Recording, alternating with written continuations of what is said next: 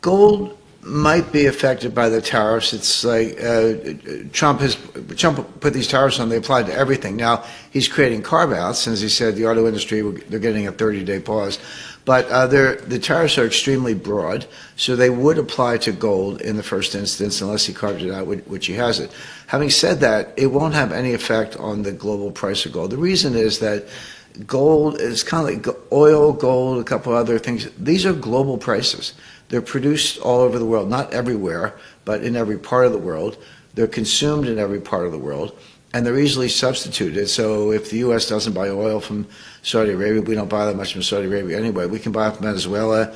If Canada cuts us off, we can buy more from Mexico or more from Venezuela. But the same is true of gold. The price is set in two places: the London Bullion market and the COMEX, the New York commodities market. And physical prices and paper gold prices vary. There's a lot to it. But my point being, if there's a tariff on gold coming from Canada to the U.S., we'll just buy it in Shanghai, buy it from Africa, buy it from Switzerland. The point being, join our WhatsApp channel for real-time updates, breaking news, and expert predictions on gold, silver, and financial markets. Link in the description or pinned comment. Stay ahead of the curve. Don't miss out. Don't forget to hit that like button. It really helps out the channel. And if you want to stay updated with more content like this, be sure to subscribe and click the bell icon so you never miss a video. When a commodity is truly generic, a car is not generic. You get a certain brand and a certain set of features, and it's electric or hybrid or whatever. Cars are not generic. Gold is. It's an element, atomic number 79. So the point being, when you have a generic, fungible global commodity, tariffs don't affect the price, because if you're getting hit with a tariff, you just don't buy it from that source, you buy it from somewhere else. Now, getting back to your other point, Danielle, about shipments from gold, yeah, it does appear that there was some kind of short squeeze emerging, and that shorts were having trouble getting physical gold to satisfy deliveries. Now, that can only go so far. If you look at, say, how do you get short gold? You sell gold futures on the COMEX, 1 month, 2 months, 3 months forward, and then you get to the end of the contract, and the buyer says, "I would like physical delivery, please. I don't just want to pair off or roll over my contract. That's a paper transaction. That's the way most futures settle. But if someone long the future says, I'd like to take delivery, please," then yeah, you got to look at the warehouse and see what's there, and if there's not enough, you might have to get it from London or some other source. Now, that appears to account for some of the deliveries and some of the urgency about that. Having said that, there's a limit on that, and you have to read the COMEX rule book. I'm enough of a geek. I actually have read the COMEX rule book, but there are two important rules. Number one, they have a rule that says they can change the rules. So if things get tight or things get disorderly, they can just say sorry. No more physical delivery. We're trading for liquidation only. You can pair off your contract, roll it over, but you can't take physical delivery. They can just say that. And it is what they did to the Hunt brothers in 1980, I believe, 80 or 81, when they tried to corner the silver market. But there's another principle, which is also in the rule book, but it's just more broadly stated. Futures exchanges say, all of them say, we are not a source of supply. Now, it is true that you can provide notice and take physical delivery of the gold in a futures contract. That is true. But they only want a little sliver of that just to kind of keep the paper price and the physical price in line by linking it to the physical price through physical delivery. In some cases, there's a little bit of an arbitrage, but not much. It basically keeps those two prices in line. That's the purpose of it. If all the shorts, all the longs got together and all put in notice of physical delivery, I promise you, by noon that day, the COMEX would say, sorry, trade for liquidation only. You cannot take physical delivery. We are not a source of supply.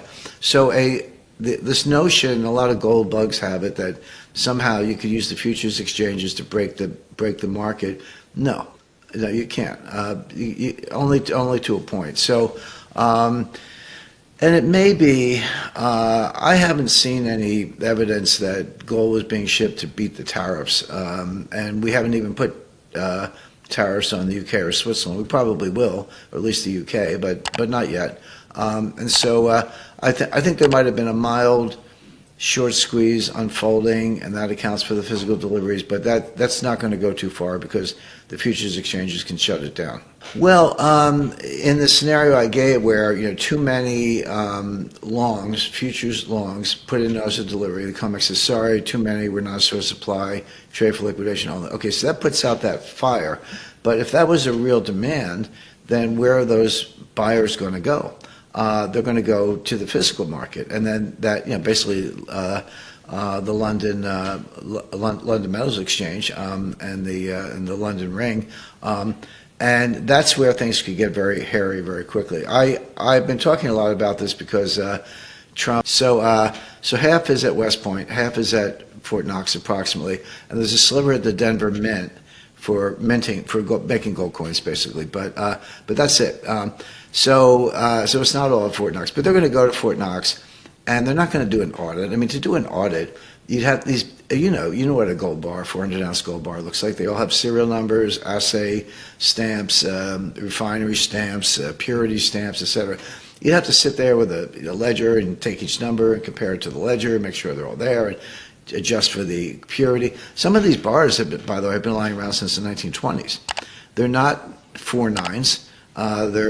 They could be 97% gold. I'm not saying they're fake. I'm saying they could be 97, 98% gold. They're nowhere near 4.9s. 400 ounces, maybe. Some of them are a little gnarly. I'm not saying it's not there, and I'm not saying it's not real gold. It is. But if you're actually trying to price it out, you have to adjust for purity, weight, and basically the things I mentioned. So all they're going to do, it's going to be a photo op. So, by the way, if you've ever held one of those bars, it's like freeways. They weigh about 25, 30 pounds. But they're going to hold the bars up, see it's here, show you some pictures, and go away. That's not an audit, but it is like the mother of all photo ops. But I think it's a good thing. I think the American people have been lied to so much by the government on so many issues, from COVID to climate change, that they don't really think, a lot of people don't think the gold is there. Well, obviously it's there. Do you think that the Secretary of the Treasury would let the president go to Fort Knox if the gold wasn't there? So of course it's there. But here's the bigger question, the much more important question, and it gets back to what you were talking about, Danielle, with these deliveries from London. Is that gold leased? And that's a very big deal, because people don't understand, very few people understand gold leasing and how it actually works. They assume that if JP Morgan or Morgan Stanley or Citibank lease gold from Fort Knox, that somehow they back up a truck and take the gold away. No, that's not what happens. It's a paper transaction. I can lease it to you. We have a leasing contract. You pay me, the equivalent of rent, maybe 1%, 1.5%. It's a way for the Treasury to make a little money. The gold stays right where it is in Fort Knox. But in my example, JP Morgan would now have, as lessee, would now have title to that gold, and more importantly, a right of rehypothecation. That's a fancy word, but it basically means they can lease it to somebody else, and then that person can lease it to somebody else, and so forth. So what you end up with, Daniela, is you have a chain of leases, or what are called sales of unallocated gold. So what's that? So I call up JP Morgan and say, I want to buy, 1 ton of gold. That's a lot of gold, but whatever, say 1 ton of gold.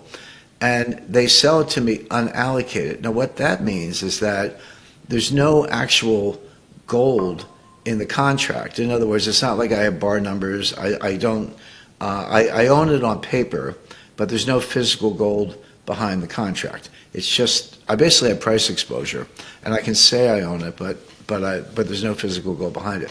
So my point being, if JP Morgan leases the gold from the U.S. Treasury, which is entirely plausible, and then leases it to other parties or sells it on an unallocated basis, you very quickly get to a point, I think we're way past this point, where you could have 100 tons of paper gold transactions supported by 1 physical ton that got leased from the Treasury to JP Morgan.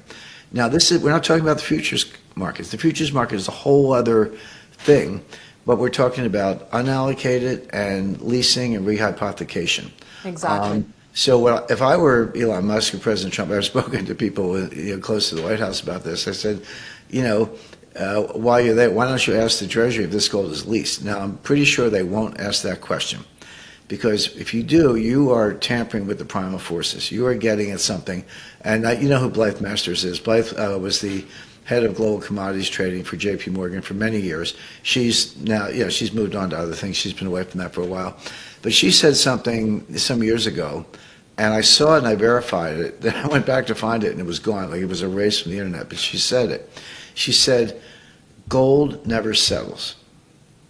And what she meant by that was all the paper gold transactions in the world will never turn into physical gold. They cannot. It's impossible. There isn't enough gold. And if we even tried, gold would go to $1,000 an ounce so fast, the ticker couldn't even keep up. So, in other words, as long as the longs and the shorts are happy and everyone's got paper gold, everyone's got price exposure, you make money, you lose money, whatever, but you don't try to turn it into physical gold, everything works fine. Gold never settles. You just roll it over and roll it over or close it out or sell it to somebody else. But if you ever had a real run on the paper market, it would be, you'd break the market in a heartbeat and gold would, as I say, it would quadruple almost overnight. Retail is a little more active, you're right about that, but they're not really driving the market. In a panic, they will, but it'll be too late. I mean, it'll be, I was saying buy gold at 700, 1,300, 1,900, 2,000, it's now close to 3,000. People just don't do it. It's fine, I'm not in charge of their finances, but people just don't do it. The funny thing is, Danielle, this is just human nature. When it like spikes to 4,000 or 5,000, then they'll run out and buy it. They could have had it at 1,300, but they'll wait until it spikes. That's just human nature. The big buyers are the central banks. They're the players. Some institutions, some hedge funds, but mainly the central banks. And we know who they are. It's Russia and China, but also Vietnam is a big buyer. I mentioned their trade surplus earlier. Like, okay, what are they doing with the money? Well, one of the things they're doing is buying gold. Kazakhstan, Turkey, Iran's buying it. They're non-transparent, but they're buying it, and Mexico and many others. So the central banks are driving. The inflection point was 2010.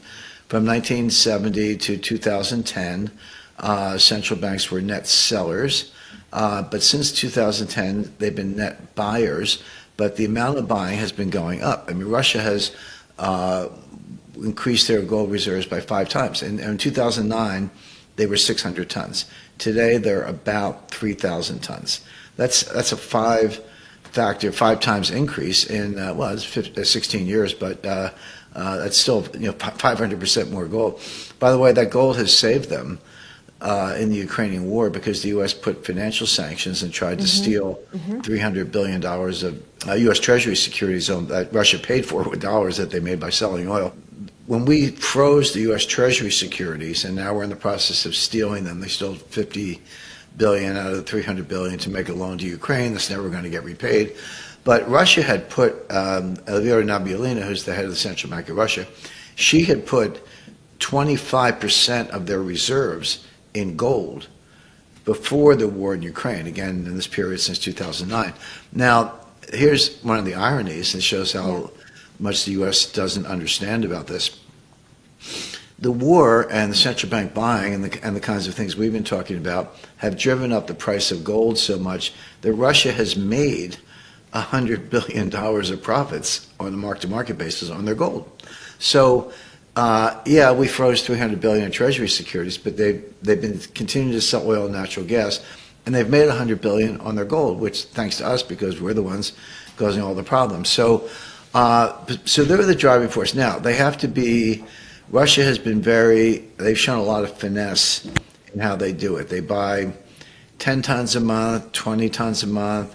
Some months they skip. Recently, they haven't reported anything. I don't think that means that they're not buying gold. I think it probably means they're buying the gold through the sovereign wealth fund instead of the central bank, which is what China does. China's been buying gold all along, but we don't really have hard data because they don't buy it through the central bank. They buy it through their sovereign wealth fund with something called SAFE, State Administration of Foreign Exchange. So they have these pockets where they can buy gold without putting it on the central bank balance sheet. But that's what's really driving the price of gold.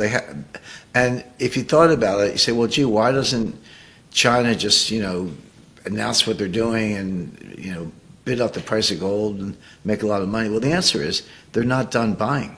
Exactly. See, if you were buying, you wouldn't want the price to go up until you have all you want. When you have enough, that's different. But if you're still a buyer, you want the price to be moderate. So what's going on is a great game involving the major powers, involving gold. There's more to it, but that's what's driving the price higher. Don't forget to hit that like button. It really helps out the channel. And if you want to stay updated with more content like this, be sure to subscribe and click the bell icon so you never miss a video.